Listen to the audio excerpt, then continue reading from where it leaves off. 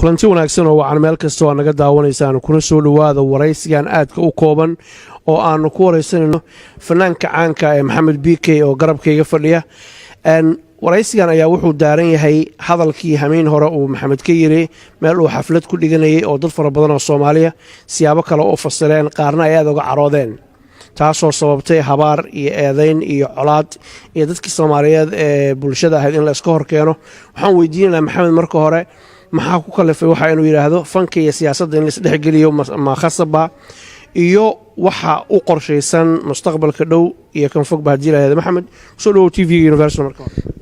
عبد الحفيظ aad baad u mahadsan tahay Allah ku casmo ummadda Soomaaliyeed meel kasta joogaan inay daawanayana aad baan u salaamayaa waxaan cod dheer tacsi ugu diraya inna lillahi wa inna ilayhi raaji'uun dadkii naftooda ku waayay qarax ilaahay dhibtahay naga kor qaado tacsida horta waan diraya mar labaadka si xun wuxuu sheeg sixir wuu ka daran yahay dab munaafaqshiday muumin baa ku gubta anigu hadal wanaagsan oo tacsiye baan diray dabadna dad ba ka faa'iideysto xagga kale ka rogay waxaan taageerayaashayda iyo ummadayda Soomaaliyeed meel kastay joogaan ummadayda Soomaaliyeed meel kastay joogaan waan idin jeclahay idinkana waan ogahay inay jeceshiin waan ka raali gelinayaa sidii intii khaladka u fahantay waan ka raali gelinayaa muqdisho xal baan siinayaa mar dambe iyo mar horeba Maxamed tacsi baad dartay dabcan waad ka daqnatay iminkana waad iga sheegay hameen horena waad sheegtay xalana waad iga sheegay dhibaatadii ka dhacday muqdisho iyo dadka Soomaalida ku baaba'ay dhibaatada soo gaartay inaad ka tacsiinaysan ka xuntahay waa garanay fanka iyo siyaasadda inaad isku dhaxoodi miyaa doonaysaa mise waxaad doonaysaa inaad kala weecisid si aan taageerayaashaadu aysan isugu dhicinin bulshaduna isaga hor imaan Cabdi Xaafid aad baad u mahadsantahay adiga iyo Universal TV ba aad baan idinku mahadnaqayaa fanka iyo siyaasaddu biikahan waa iska kay murgeen laakiin waan kala saaraya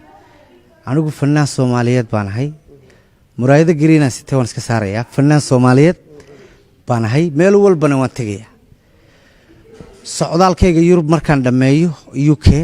aan dhameeyo ilaa Muqdisho waan tagayaa labadayda shaway ugu horeeyana waxaan ku caawinayaa dadkii ku waxyeeloobay Muqdisho qoysaskoodii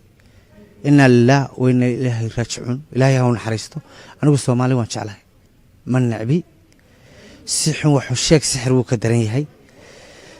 qof baad keligii dadkaba adigu daacadaad u tahay inta u dadaalaysa daryeelkiisa iyo naftiyo sidoo u dulmari lahaa daadii u dhaafin lahayd hawliga ugu daashay ficil inta isaguna dil iyo xarkiya dabin laabayo ku maqan dibid laabiyada marka fanaanku qof markuu caan noqdo dhibaato ma waayo YouTuber sidaa wax xagan ay helaysaa beel si journal wax si khaldan loo gelinayaa arkaysaa laakiin qof la hadalaya waa qofkii jira in badan baan habaariyo wax arkay social media ma isticmaalo laakiin uurka iiga duceeya oo habaarkii duco iigu bedela inta la sii noolaanayaaba waa mudee anigu mar walba fanaan Soomaaliyeed baan ahay meel kasta Soomaaliyeed la ballan waxaan ku qaaday in labadayda adin ku tago uga caroodeen hadalkaagii siyaabo kala duwan baa loo fasiray bulshadii Soomaaliyeed oo aan is haysan baa dhibaato ay dhaxtaala fursad waxaan ku siinayaa sharciga dadka Soomaaliyeed ku daawanaya malaayiinta fanaanka u tahay ninka Soomaaliyeed u tahay inaad ka raali gelisid wixii dhacay soo dhaw Cabdi Xaafid aad baad u mahadsan tahay waxaan u mahadnaqayaa adiga iyo Universal Adnaan oo kabarday naga duubayo nin qaali ah Barasaab iyo Cabdi Waasac oo niman qaali ah oo showgii muhiimka ugu horeeyay rag ilaha oo la fadhiya dadka Soomaaliyeed waan ka raali gelinayaa deenu weyn cimaamadu ka dhacda khaladkuna waa la ismoodsin karaa igu tuurade